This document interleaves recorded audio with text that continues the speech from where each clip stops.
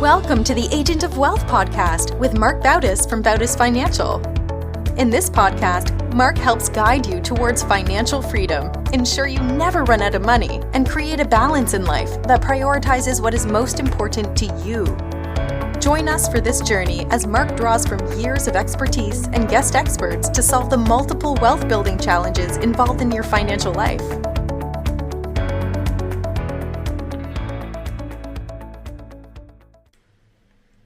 Welcome back to the Agent of Wealth. This is your host, Marc Bautis. Today I'm joined by a special guest, Radhika Rastogi. Radhika is the co-founder of Relik Capital Group, a senior living real estate investment firm redefining what it means to raise capital in a sector with explosive demographic demand and limited supply. What makes Radhika's perspective so valuable is her ability to bring operational expertise and bridge it with institutional level financial discipline. Her firm specializes in acquiring and repositioning underperforming senior living communities by improving staffing, care levels, NOI, and resident outcomes. Radhika, welcome to the show. Thank you so much, Marc. I appreciate being here. Okay, so I know what got you into this sector, and especially, senior living real estate. We see a lot of people, in real estate, and a lot of it is like apartment buildings or, residential living buildings. You don't see that many involved in senior living, and we know it's like an exploding or a very trendy type of area. How did you get involved in it?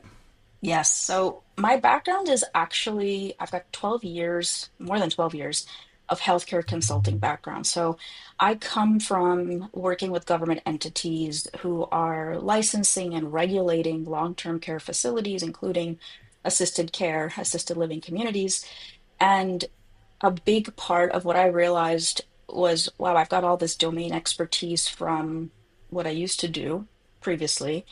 And I have this amazing passion for real estate. I've been a real estate investor for over a decade, started in residential and, wanted to scale into commercial. So when I started researching, and I, just like most people, started, researching in multifamily, eventually I found senior living and I was like, wow, I've got all this experience that's actually relevant to what happens in senior living. So that was my introduction into the asset class, and I'm really grateful for the ability to use so much of my prior knowledge into what I do now day to day and helping our investors learn more about a new asset class that, like you said, is growing tremendously.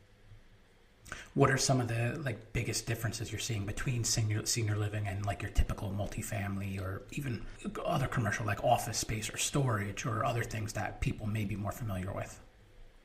Yeah, I think the thing that's really driving the senior living industry right now is two things. One is demographic, that's just the demand that is in the market right now and projected for the next 20 years is staggering. So let me give you a couple data points. The oldest boomers are turning 80 this year. And that what that means is the highest acuity, the highest need segment is starting to enter the system at scale. And that wave is expected to last 15 years. So what we're seeing is that absorption of demand is around 3.5 to 4.5% annualized, and this is nationally. But what we're seeing on the supply side is inventory is at its lowest. It's actually the lowest since 2012. And even under construction units, I think in Q3 of last year, it was about 17,000 units nationally. That's nothing, right? Compared to the millions of people that are becoming of age and will be looking for care. So what that means is demand's rising, supply is very, very small. We have a great opportunity from a pricing perspective. It allows us to acquire. There's definitely a lot of competition right now, but we're acquiring. Our thesis at Relik Capital Group is to reposition them, stabilize underperforming assets, and then sell them in 5 to 7 years. Who are you seeing owns these ones, the ones that you're looking at, or the inventory that's out there? Is it these, is it these mom and pop owners? Do you see private equity that owns them now, or is it just senior living corporations that It's all of them. It's all of them. And our buy box is between 80 to 150 units, and that's by design because we don't want to go bigger. What that means is we are competing with the REITs, we're competing with the BlackRocks of the world, and we don't want to. So That's one part of it. The other part is our strategy is to find those mom and pop operations. Like they might have been the original builder of the community 25 years ago. They might be 70 years old now and looking to retire themselves. And we've looked at a couple of these assets that we've acquired, and the biggest things are they don't do digital marketing. They're not, using the latest and greatest technology that's out in the market today. There's definitely no AI infrastructure built in place for back office, productivity. So a lot of those things help our investors see returns in a much quicker cycle than if we purchased an asset from a corporation. So that one a part of our strategy is to find those mom and pop operations. Can you take me through like what a typical purchase would look like in terms of you're actually purchasing, but what happens after that? Are you operating it as well, or do you have like a 5 year or 10 year, or there's no no you're no plan to sell, or are you following kind of a model with all of them that you're hoping or looking to go through? We syndicate all of our deals. So, we are pooling money together with passive investors. Our typical structure is we acquire them. Repositioning or stabilizing can take anywhere between 1 year to 18 months or so, depending on the business plan of that particular deal. Where we're a little different is our goal is to de-risk the LPs as soon as possible in the deal. So many times, especially in like multifamily syndications, you'll see that your initial return of capital doesn't happen until year five when you decide to sell the asset. We don't do that. We try to de-risk as soon as possible. So our goal is by year three, we refinance, take a cash out, and return 100% of that capital back. And that's designed for two reasons. One is again de-risking, but also I personally co-invest, right? GPs in our team have to co-invest in order to be part of the deal. And I also want to get my money out, recycle it for the next deal. And that's really how you start compounding wealth over time.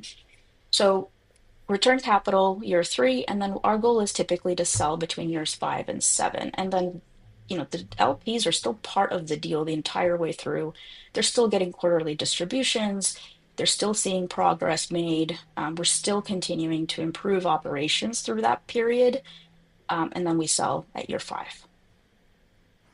After you purchase to that year three where you're potentially refinancing, what's the biggest driver of the value or the growth of it? Is it the operational efficiencies? Is it the maybe you're doing some building or development or repairs or something on the property, or is it a combination of things?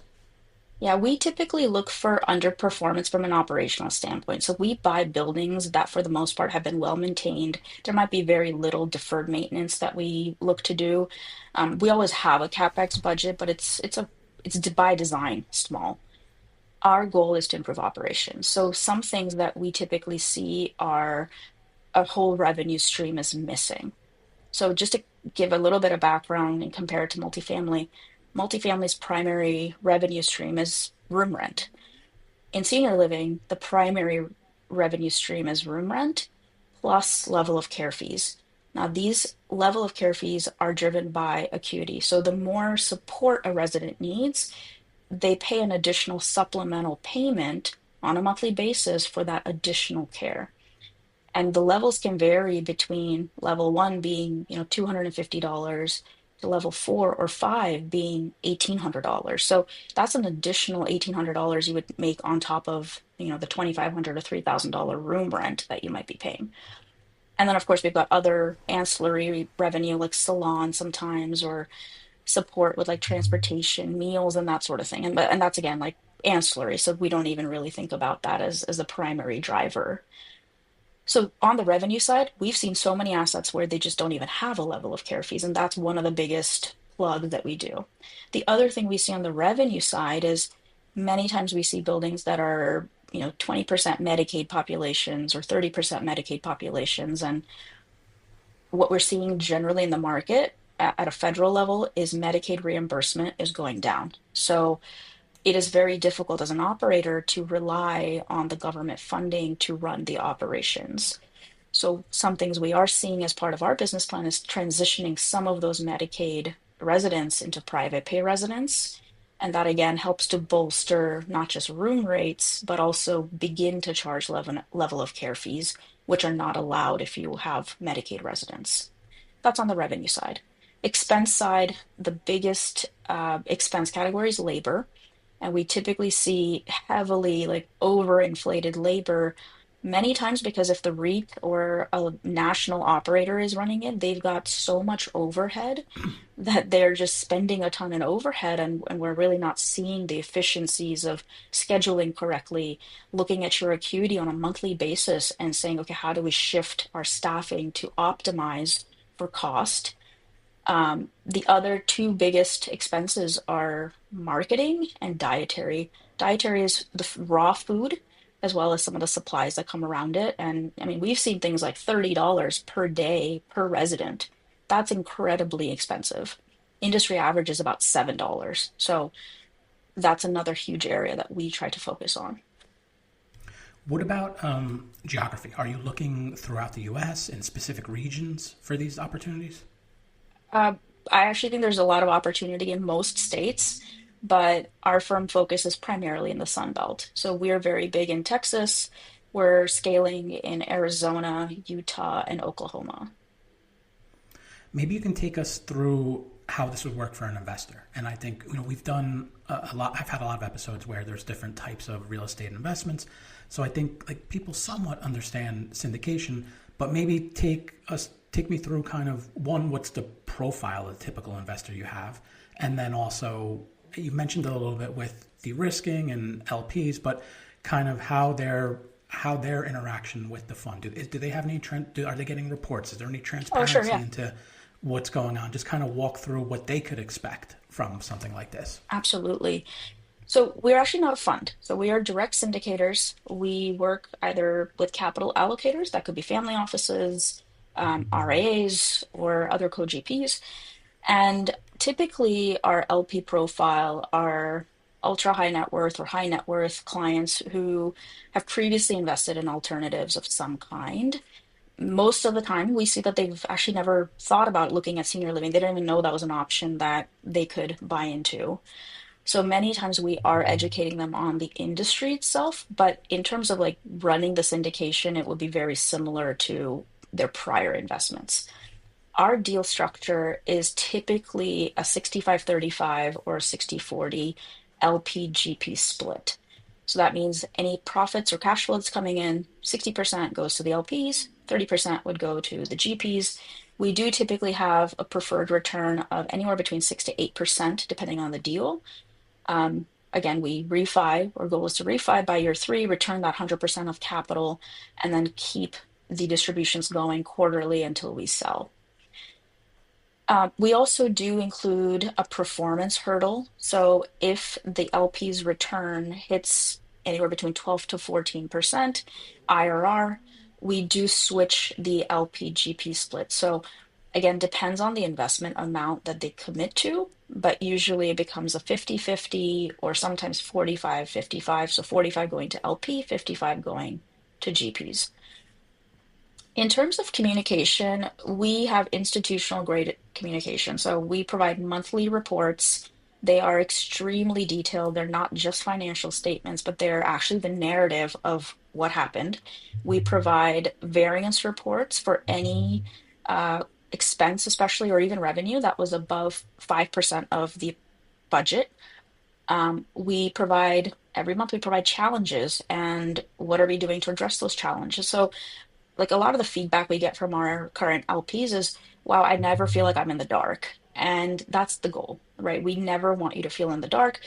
Our reports are long, and that's by design. It could be 4 to 5 pages, but the goal is we would rather over communicate. And if the LP is like, I don't care, like everything's going fine, they don't have to read it. But our perspective is the more communication, the better. So I think I understand, but just to make sure, the difference between a syndication and a fund. So with a syndication, there is a particular project, particular deal that you're raising money for versus a fund where you're pooling money together and then you go out and kind of find the deal or more than one deal that would go inside this fund. Exactly. And then just going back to, because everyone will ask, well, what's my risk? What could go wrong? Give me some of that, the negative stuff or potentially negative stuff. What are the risks that someone's getting into if they invest in something like this? 100%. The biggest risk is staffing. So labor is the biggest risk. That's because of two things. One is caregivers are not paid very much. That's just where the market is today. So a caregiver might be making 16, $17 an hour, but the burden that they carry to take care of a resident, emotional as well as physical, is a lot. So the biggest things we compete on are providing better than market hourly rates to these caregivers, creating career paths so that they can leave caregiving, they can go into management, they can go into other roles that might be more helpful for them. And they actually have like a long-term trajectory, and that's a big part of our retention strategy. Um, the other things we've offered in other communities are 401k benefits. We would provide life insurance options. It really depends on the market we're in, but our goal is to deliver benefits that are needed by the types of staff that's in that local area, but also be one of the leaders in the market for the types of offers that we're providing.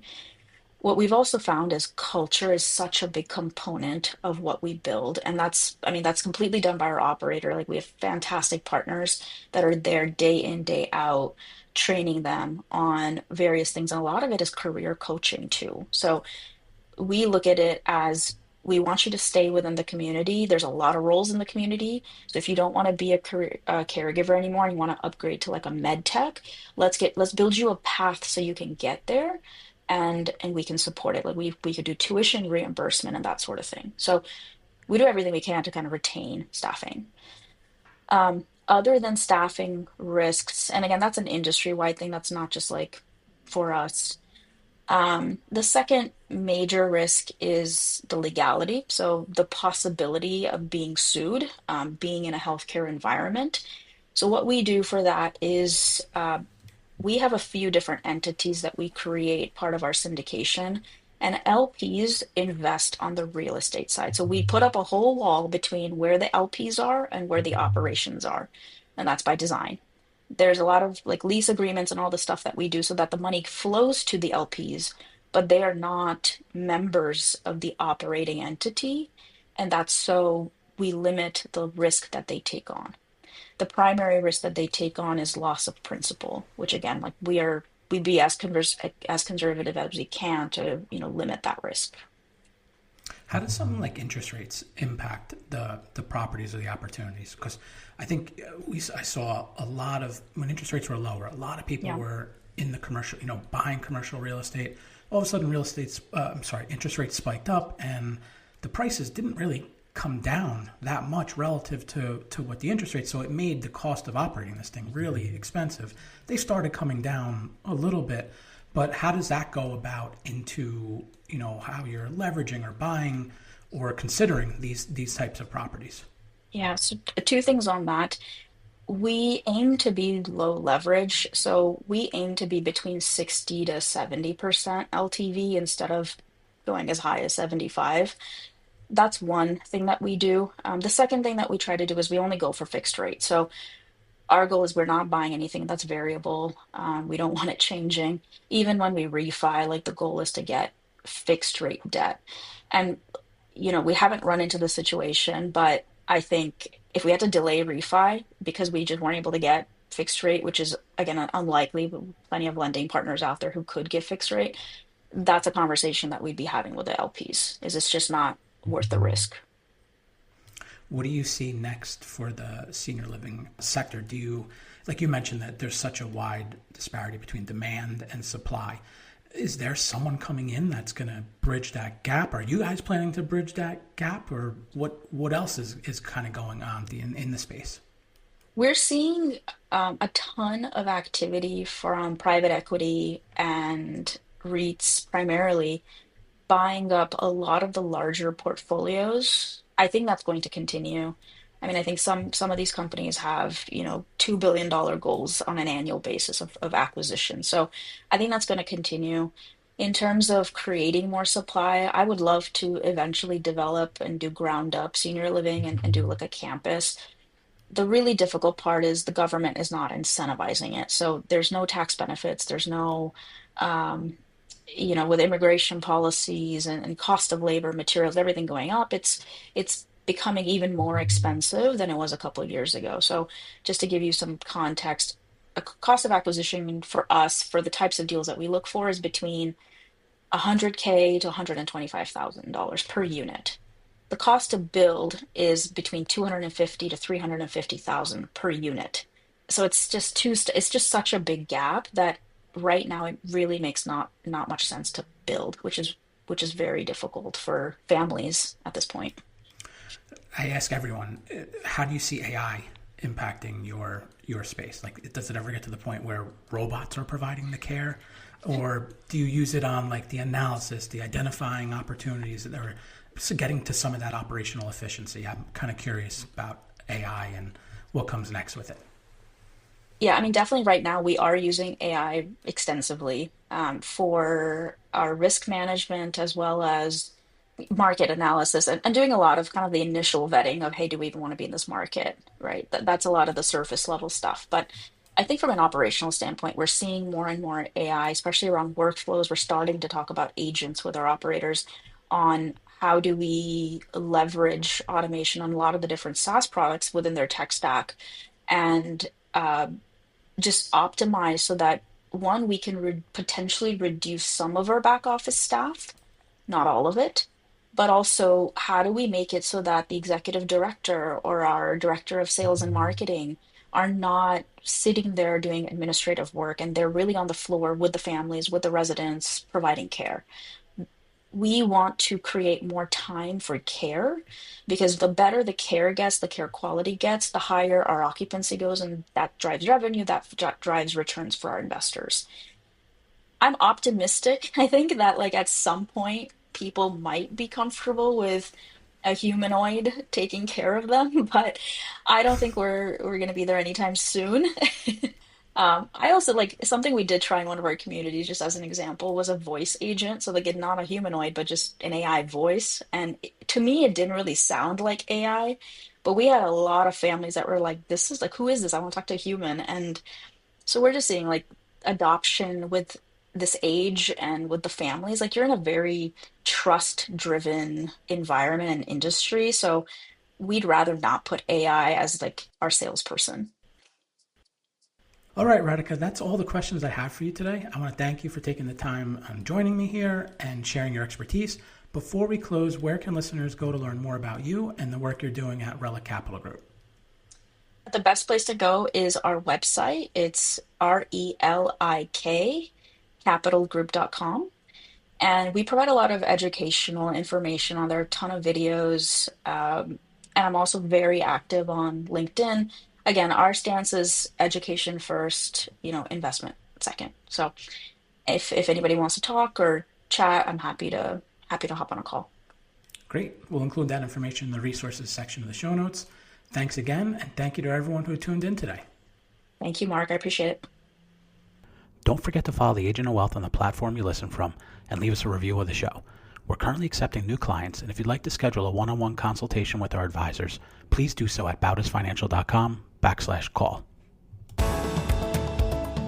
Thank you for listening to the Agent of Wealth podcast. Click the subscribe button below to be notified when new episodes become available. The information covered represents the views and opinions of the guests and does not necessarily represent the views or opinions of Bautis Financial. The content has been made available for informational and educational purposes only and is not intended to be a substitute for professional financial planning and investment advice. Always seek the advice of your financial advisor or other qualified financial service provider with any questions you may have regarding your investments and financial planning.